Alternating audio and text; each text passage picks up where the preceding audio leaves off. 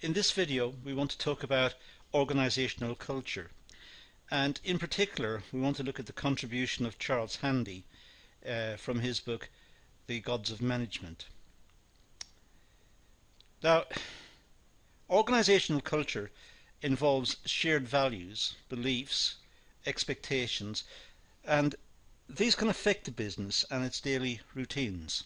So businesses are a part of the community. Businesses involve people, and as such the beliefs of the people, the beliefs and expectations that they hold, will influence the future path of the business. Businesses don't have beliefs. Businesses are just businesses. People have beliefs. People have expectations and wants and requirements and preconditions, and so people are complex, and it's these values that come through within the organization. Handy's model looks into how culture has maintained itself and how it is experienced, observed and detected in business. So businesses running throughout the world, for example, will have different cultures because they operate in different cultures. So the processes that they undertake will be conditioned by what's acceptable or not acceptable within that society. Handy proposed his model consisting of four main types of corporate cultures: power, role, task and people. So there are four types of corporate culture in Handy's view, and these relate to power, role, task and people. And we want to look at each of these in turn. The existence of an organization's culture is dependent on its history, ownership, structure, technological advances, the rate of innovation and environmental influences. So culture has mutated over the years according to what's happening within the broader society in terms of the way we see the society, the cultural base of the society, the technological base of the society, ownership, who owns what, and how is the economic resource of the society apportioned, how is it set out, what's the structure. So the way cultures have emerged have been conditioned upon all of these factors, and it's not surprising then to think that the culture within an organization should also be based upon those same factors. Let's talk about the power culture. Well, we've got a spider's web. Handy describes this culture as a web. This culture is mainly noticed in small organizations or family-owned businesses. The culture implies that all business decisions are undertaken through a focal person who is in charge of all business transactions. The person is at the center of the web. So we see the organization as a web with different functional components: marketing, production, distribution, personnel, whatever. But all of these feed in towards the center, and the center is the power center of the organization. So some focal person, some single individual will control all of those different aspects. It's a power culture. The organization can overcome dangers to the business as no consultation is needed, so it can make very quick decisions. The person at the center, the focal person, can make a quick decision. There's no consultation, no long meetings, no reports. Quick decisions can be made. However, there's no consultation, so the employees may feel alienated, may feel sidetracked by the whole process. In other words, the person at the center is, in a sense, all powerful within the organization. The person at the center makes the decisions. The rest follow. Decisions can be made quickly, but on the other hand, there's no consultation. Other opinions are not necessarily sought or taken into consideration. The role culture Well, this is a Greek temple in Handy's view, typically expressed through a Greek temple, perceived as bureaucracy based firmly on procedures and rules. So in this case, the organization is seen as having set procedures and rules, and it operates through these procedures and rules. So for example, production will have a set of rules and procedures, and it's how the organization functions. Logistics will have a set of rules and procedures. All of the departments will have them. The HR department will have them as well. And marketing in general will have sets of procedures and rules and requirements that will have been established over a period of time. They will have been judged in the past as good practices. Perhaps having a monthly report, perhaps having review meetings, or looking into issues of quality, whatever it is. They will have established procedures over a period of time. Same with finance. So all of the different departments will have sets of procedures and rules that they know will work for them within their department. And if they work, why change? On top of all of these sets of rules, of course, there will be management watching to make sure the rules are good, they're efficient, that they're up to date, that they are being adhered to, that any variance from what was expected is reported and dealt with, and also any changes that are coming in from the requirements of the market are fed through, so that rules may be discussed critically and updated if need be. The apex, this management part, is where the main decisions take place. The pillars are the functional units of the organization which have to adhere to the decisions made by the apex. So the columns, production, logistics, HR and so on, as I've got there, these have their own procedures. These have recognized routines, but those are within their department. It's the management, in a sense, who approve those rules, but it will only approve the rules, will only allow them to continue if they meet the requirements of management. If they're efficient, if they lead to good quality, if they are good practice. The culture is mainly adopted in organizations that are steady and not subject to constant change. It is insecure in times of change. When times are changing, you don't want all the rules changing as well, or you don't want organizations adhering to rules perhaps from the past that are no longer appropriate.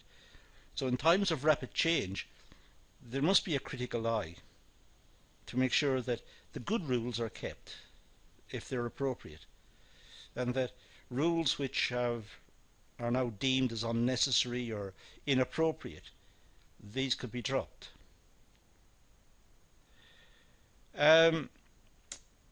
Used by government departments, local authorities, public utilities and public sector. So this type of management, generally speaking, is popular within the public sector.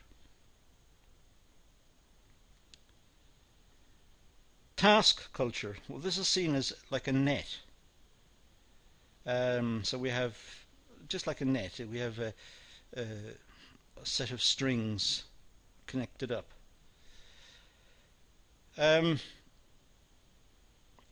It's popular in modern business society, based on project teams to complete given tasks. There's more of a movement towards working in teams and getting teamwork to complete tasks. So the division of labour occurs within the team. Efficiencies are sought within the team. And teams are composed of different expertise and different experiences, different abilities. And the teams are seen as being productive and self-motivating.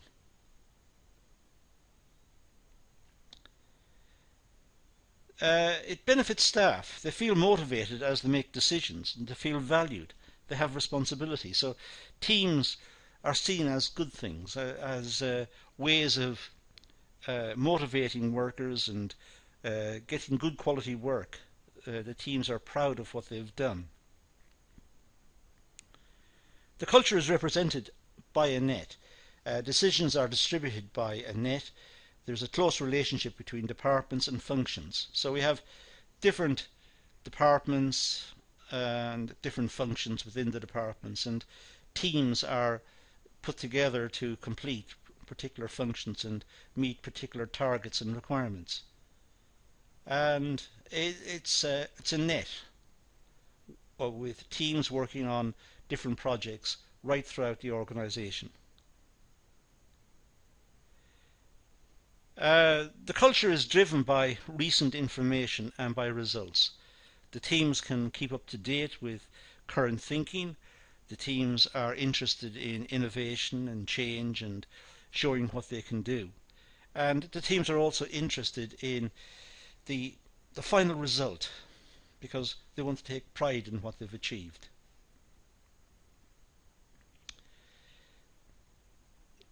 The person culture, this is known as the cluster. It's just represented like this for the moment. Commonly found in non-profit organisations and charities, this culture is not suited for a business. So this is for organisations and charities, not for profit organisations and charities. It's based on the individual. The culture should not be mistaken for the power culture. The person culture allows individuals to be a focal point, entirely depending on circumstances. For example, consultancy practices or barristers. So it's an individual who has power and who works mostly on his or her own, but works perhaps by drawing in expertise or opinions from others. So they are in a sense working together, working under some sort of umbrella, working for an organisation, perhaps a not-for-profit organisation, and they adhere to the ideals of that organisation, but they themselves have a large amount of autonomy. Organisations that adopt this method mostly reject the typical hierarchies of getting the job done and trying to meet the needs of their members.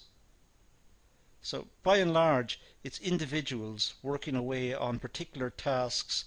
Sometimes they themselves have developed the tasks or designed the tasks and then go about completing them. But it's to the advantage of the organisation. They're working independently, they're working, or sometimes working with minor collaboration with others, perhaps seeking advice or sometimes asking for help from others to bring in some expertise they require.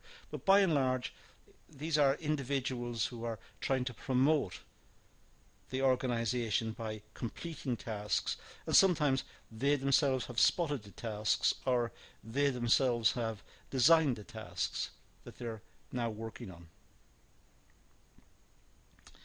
Now, selecting a culture, well, it's important to match the culture with the external demands on the organisation. It's important that the culture within the organisation matches the external demands on the organisation. If that was not the case, then the organisation may be in conflict with the wider society. So the wider society has particular norms and particular ways of living, for example. Then it's important that the organisation incorporate those norms and ways as well. So there should not be conflict between internally the organisation and externally the society. There should be a harmony between both. Otherwise there will be conflict, dispute and issues. And invariably the organisation will lose because the wider society generally speaking, is much stronger. Different operating units require different structures. Well, clearly, a unit dedicated to, let's say, engineering will be different to a unit dedicated to marketing. So there may be different structures required. Some may require structures based on people, others may need structures based on functions or on technologies. So different operating units will require different structures. It would be beneficial if organizations combine a variety of approaches to manage and different cultures in different units. The best organizations would be ones that have elements of different cultures involved, so they're able to draw on the strengths of the different cultures. And when I say culture, I don't necessarily mean the popular understanding of the word culture as the one that prevails in society, the norms by which we live, the way, the dress code, the beliefs of the people, their modus operandi, the way they live, the way they operate on a day-to-day basis. I don't mean that so much. I mean the culture as applied within the organization, which will be partially, or to a large extent perhaps, based on what is external, as I've just said, in the case of point number 1 earlier on. But organizations have their own cultures as well. Their culture will be related to their production method, to the types of customer they serve, the type of product or service they produce. So there will be an internal way of working and behaving and generally operating the business. As far as possible, there should be a meshing of that with the external culture. But as far as possible also, the organization should try to incorporate different values and different ideas from the wider culture, because this will enhance the organization, better position the organization to serve that culture, to serve the wider society. So it means that people from different backgrounds should work for the business, because their inputs will be valuable in tweaking the product or the service, or alerting the organization to what is acceptable or not acceptable. So there should be connections between the organization and the wider external culture. And the best way to get those connections would be to have people engaged from different backgrounds. Now, these are some of the ideas put forward by Charles Handy in his book. It's worth looking over these again and doing some research in the area, because understanding the cultural framework for business is very important. Businesses do not operate in a vacuum. They don't operate independent of the wider cultures. So it's important that we understand these and understand the context within which business functions. But that's all we're going to deal with here. We're going to leave it at that and say thank you for watching.